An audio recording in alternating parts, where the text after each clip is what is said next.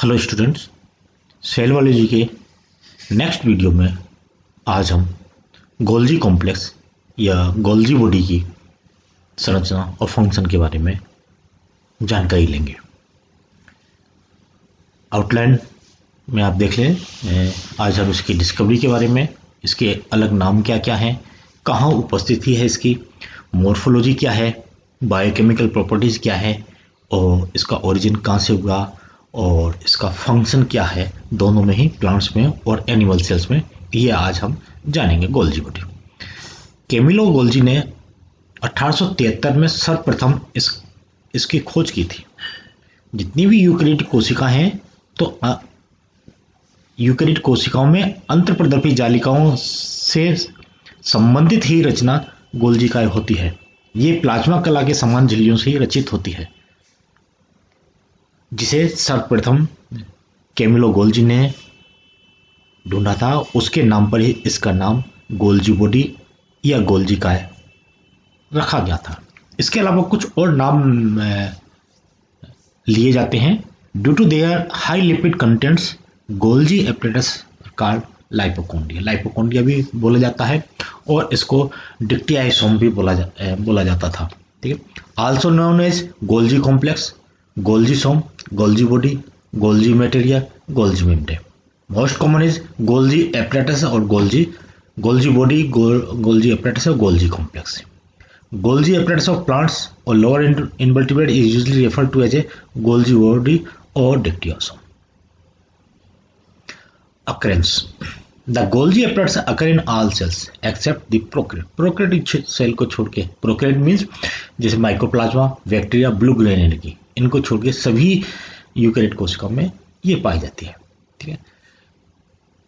And eukaryotic cells of certain fungi, sperm cells of bryophytes, mature sperm और red blood cells of the animals, इनमें भी अनुपस्थित रहती है। One animal cells usually contains single Golgi apparatus, but number vary from cell to cell, from animal to, मतलब एक Golgi apparatus होगा और कभी कभी नंबर बढ़ सकते हैं। नर्व सेल्स हैं, लीवर सेल्स एंड oocyte है multiple Golgi apparatus। Single algal sales contain 25,000 Golgi apparatus। Morphology: ये गोल्जी apparatus की संरचना है जिसमें एक ये सिस फेस रहता है और ये कहलाता है ट्रांसफेस। इस मॉर्फोलॉजी में पहली संरचना कहलाती है सिस्टर्नी। सिस्टर्नी के बाद ये वेसिकल्स हैं, ये सिस्टर्नी और वेसिकल्स और ट्यूबल्स, ये ट्रांसफेस। ये सिस फेस यहाँ से एंडोप्लाज्मिक रेटिकुलम से जो वेसिकल्स, इनकमिंग ट्रांसपोर्ट वेसिकल्स हैं, वो इसमें जुड़ते चले जाएंगे सिस फेस में और ये सिस्टर्नी बनाते चले जाएंगे। ठीक है। इनकमिंग ट्रांसपोर्ट वेसिकल्स, और ये प्लाज्मा मेम्ब्रेन से घिरी संरचना है जिसके अंदर ल्यूमन होगा। सिस फेस से ये इसका फॉर्मेशन होता रहेगा और ट्रांसफेस से ये आउटगोइंग ट्रांसपोर्ट वेसिकल्स हैं जिसमें प्रोटीन्स वगैरह जाते रहेंगे। ये न्यूली फॉर्म्ड वेसिकल्स हैं जो इससे ड्रॉप आउट होते रहेंगे, बाहर निकलते रहेंगे। The Golgi apparatus is morphologically very similar in both plant and animals. Its shapes and form vary from cell to cell. Golgi apparatus जो है इसमें इंटरकनेक्टिंग ट्यूबुल्स, वेसिकल और सिस्टर्नी, तीन संरचनाएं, जैसे कि एंडोप्लाज्मिक रेटिकुलम में हमने बात की थी, उसी प्रकार से यहाँ ट्यूबुल, वेसिकल, सिस्टर्नी है। सिस्टर्नी जो है मेन संरचना है, simplest unit of Golgi apparatus है इस cisterna. This is a membrane bound space in which various material and secretion में occur. Numerous cisternae are associated and appear in a stalk-like. The group of cisternae is called the dictyosome. A group of dictyosome make up the cell of Golgi apparatus. कहने का मतलब है कि Golgi apparatus के जो प्रमुख संरचना वो सिस्टर्नी की है और ये एक मेम्ब्रेन बाउंड स्पेस है जिसके अंदर ल्यूमन है, मटेरियल भरा हुआ। Tubule: a complex array of associated vesicles and tubules surround the dictyosome. और vesicles are of three type. Transitional vesicles from as bled from the transitional ER to Golgi, ER से Golgi में आने वाले, और secretory vesicles between Golgi body and plasma membrane, Golgi body से निकलने वाले secretory vesicles कराएंगे। और तीसरे क्लेथ्रिन कोटेड वेसिकल्स, ये एक और है जिसको हायर क्लासेस में हम पढ़ेंगे। Play role in intracellular traffic of membrane and secretory protein. इस 3 प्रकार के वेसिकल, कुल मिला के ये कह सकते हैं कि जब हम गोल्जी कॉम्प्लेक्स की बात करते हैं इसकी मॉर्फोलॉजी में 3 संरचना हमें देखने को मिलती हैं। पहले कहलाती है सिस्टर्नी, दूसरी ट्यूबुल और तीसरी वेसिकल्स। ये आउटलाइन डायग्राम है जिसमें ये रिप्रेजेंट किया गया है कि न्यूक्लियर मेम्ब्रेन और न्यूक्लियर मेम्ब्रेन से एंडोप्लाज्मिक रेटिकुलम, इस एंडोप्लाज्मिक रेटिकल से ये वेसिकल्स जो निकलेंगे, इनकमिंग वेसिकल्स हैं, ये गोल्जी बॉडी की संरचना बनेंगे और यहाँ से ये आउटगोइंग वेसिकल्स हैं। Biochemical properties of Golgi apparatus, क्या क्या केमिकल कंपोजिशन होगा? Glycosyl transferase and thiamine phosphophosphatase localize in the cisternae, ये एंजाइम सिस्टर्नी में उपस्थित होगा। Transferase enzymes are present in the membrane of Golgi apparatus, ये ट्रांसफेरेज एंजाइम्स यहाँ उपस्थित होगा। एसिड फॉस्फेटेज होगा present in GERL, Golgi body, endoplasmic reticulum, lysosome, ये तीनों मिलकर एक मेम्ब्रेन सिस्टम बनाती हैं जिसे GERL रीजन कहते हैं, और ये एसिड फॉस्फेटेज इन सब में होता है। Golgi apparatus of animal cell content following important enzyme, ये एंजाइम्स और गोल्जी एपरेटस में उपस्थित हैं जिनके नाम है oxidoreductase, phospholipase, kinase, glycosyl transferase and glucotransferase. ये एंजाइम्स वगैरह इस गोल्जी एपरेटस के इसकी लुमन में और मेम्ब्रेन में उपस्थित होते हैं। ओरिजिन, मेथड और origin Golgi apparatus is de novo formation, मतलब स्वतः ही इसका निर्माण होता है। इंडिविजुअल स्टॉक ऑफ सिस्टर्नी में arise from the pre existing stock by division of fragmentation, cisternae से सिस्टर्नी का निर्माण हो रहा है। और membrane of Golgi apparatus originate from the membrane of the smooth endoplasmic reticulum.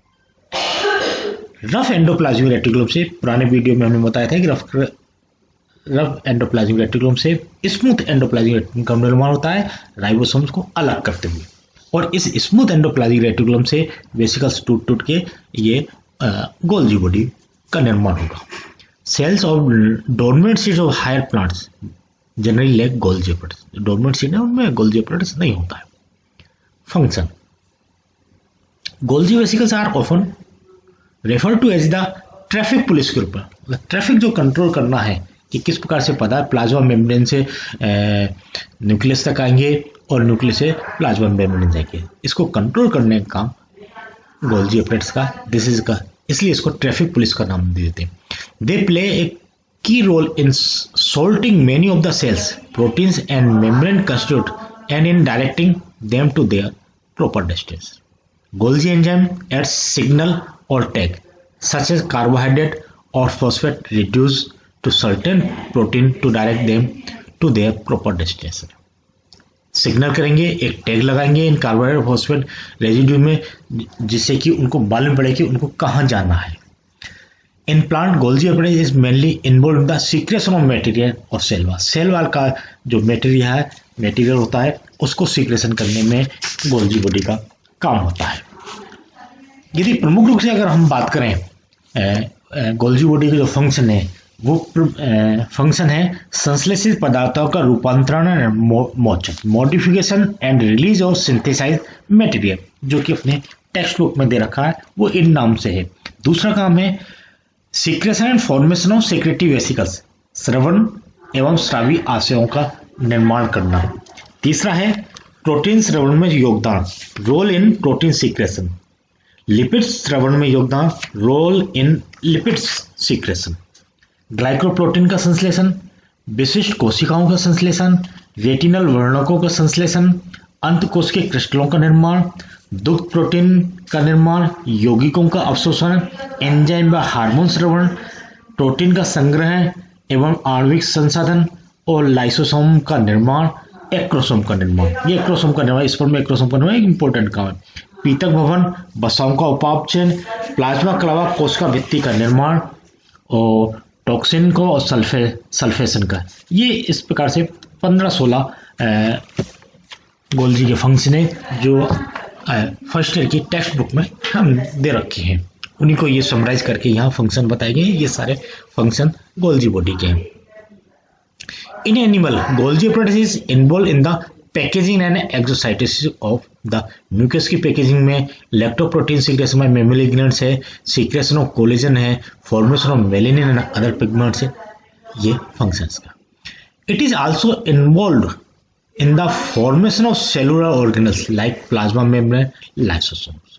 ये जो अभी मैंने फंक्शन बताए थे उन्हीं को समराइज करके इसमें दिया हुआ है कि सेलुलर ऑर्गेनल्स है, प्लाज्मा मेम्ब्रेन का निर्माण हो रहा है, लाइसोसोम का निर्माण होता है, और एक्टोसोम स्पर्मेटोजोआ में एक्टोसोम का निर्माण है, और उस साइड्स में ग्रेनुल्स का निर्माण है. ये सारे काम इंपॉर्टेंट काम गोल्जी बॉडी के. ठीक है, ये प्रमुख काम है गोल्जी बॉडी के. ये शॉर्ट में आपको बताया गया है कि गोल्जी बॉडी की संरचना और गोल्जी बॉडी की फंक्शन क्या क्या है. और ये सारे रेफरेंस बुक है, cell biology, genetics, molecular biology, evolution के PS Verma, B K Agarwal, S चांद पब्लिकेशन. आज इसमें इतना ही शॉर्ट में आपको बताया. अगले वीडियो में डिटेल में इसकी संरचना और कुछ अच्छे वीडियोज के साथ और उसके फंक्शन के बारे में हम डिटेल में बात करेंगे. Okay, thank you.